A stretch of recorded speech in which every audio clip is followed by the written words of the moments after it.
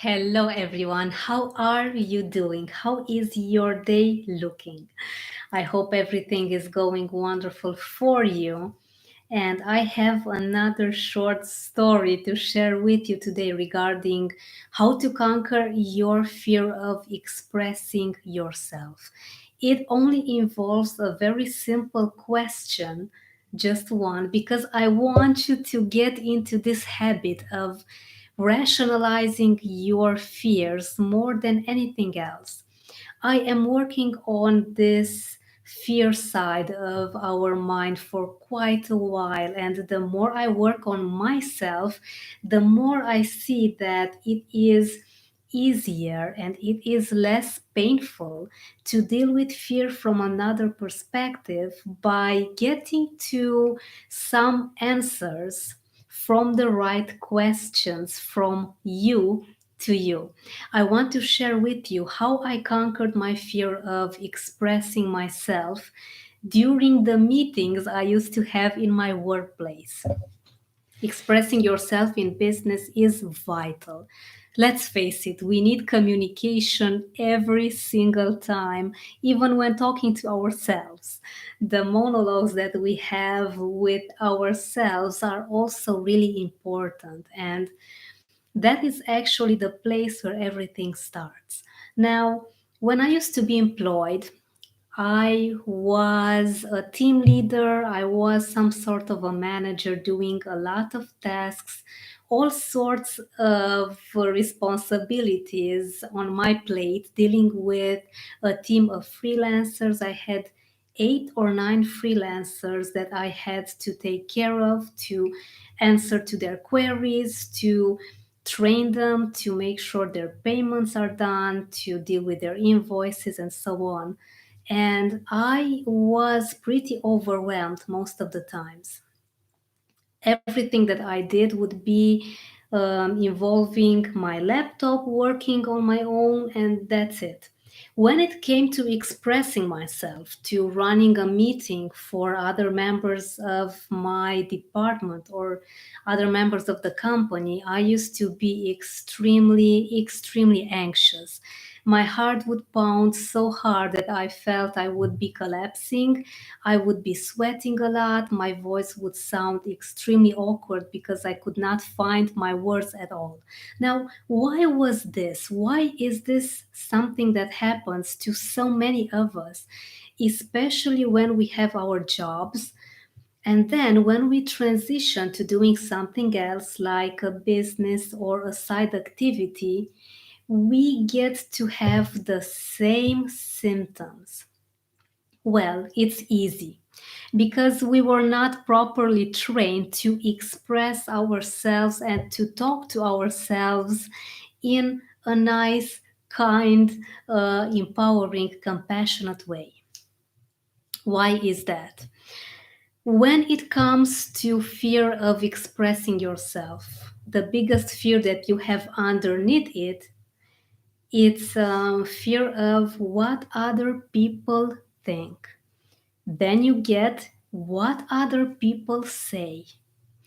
Then you get the fear of not wanting to be judged. We are so afraid of being judged that it simply blocks us. We don't see further than our own person talking instead of focusing on the message. We were never taught to do this. In school, as very young children, we are told to shut up, be quiet, be in place, don't overreact, don't exaggerate. No one wants to hear you talk, just be quiet and stay in line, which is not a bad thing, but only when you are a small child. When you grow up, you need to leave this limiting belief behind and start to express your authentic self as who you really truly are.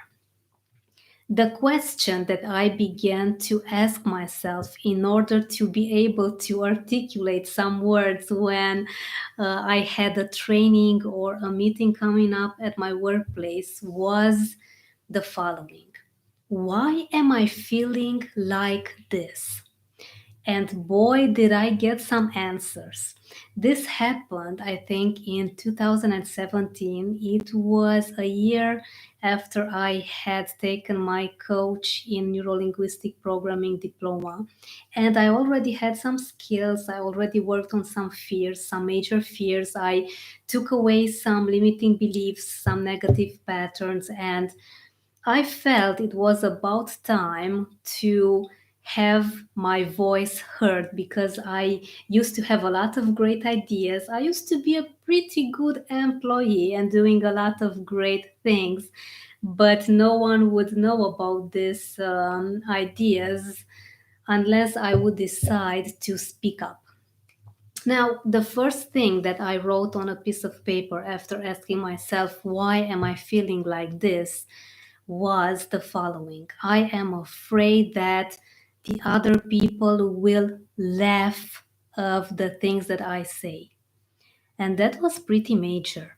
I immediately went back in childhood when I was around 7 years old, and I said something that made my colleagues in school laugh so hard. I felt so embarrassed. I felt ashamed. And then on the spot, when I was 7 years old, I took a decision to never speak out, never say my opinion out loud in public ever again. And every time I would be forced, I would need to say what I think, I would have this miniature panic attack, this anxiety that was eating me alive. Now, as soon as I got the answer, what you need to do and what I did is to continue until you reach the very core fear that once you get into your rational mind, once you get conscious of it, you will completely leave it behind.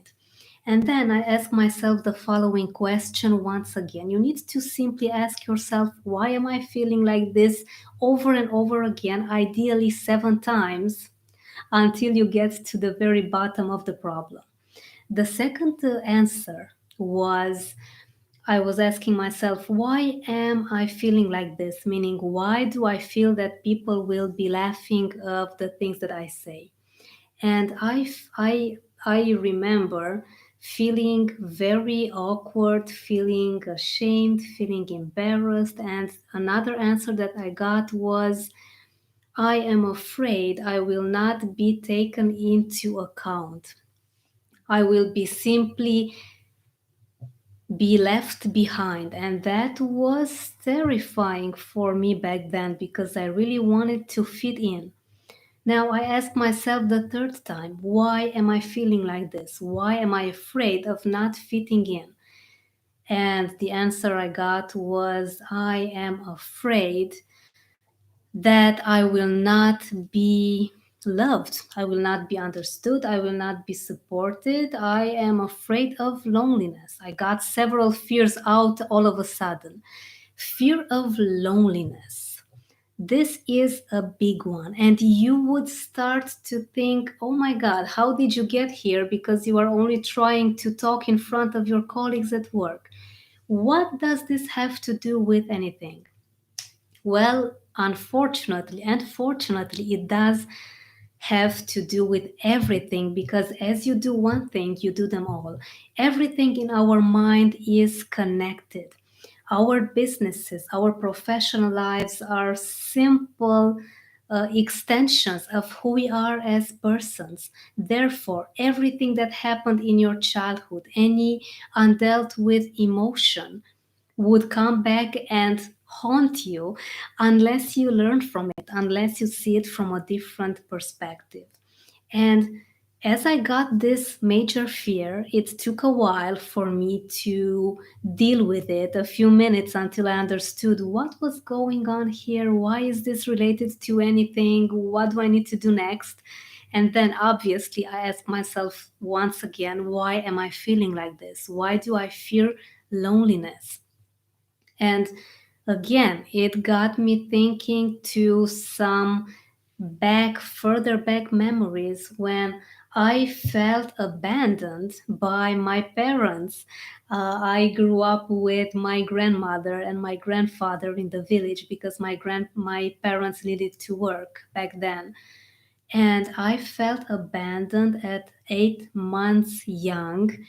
Obviously my parents would come and check up on me, they would visit me and they would be with me and I would get their love. But that rupture, that thing that happened when I was 8 months old had affected me in several ways, in several domains of my life, in some unlimited ways, that my mind expanded this to a horror movie. Not being loved, not being enough, not being worthy, not being sufficient to be taken into account. And I want you to know that this is how your mind works. It's perfectly natural and normal that it is trying to protect you. That's why it's building these scenarios, because your mind, when you are in pain, it thinks that you are going to lose your life. This is how strong your mind wants to keep you alive.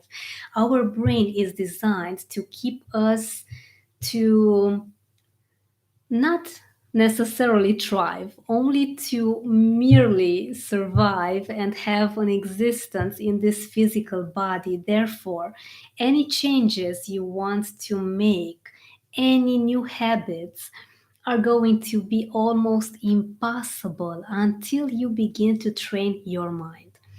Therefore, I want you to continually ask yourself, why am I feeling the way that I do, for the best, most amazing and trained mind that you can ever have.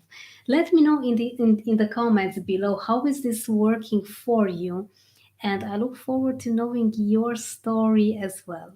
I hope you found this useful. I know you will put this into practice. And until tomorrow, have an awesome day ahead.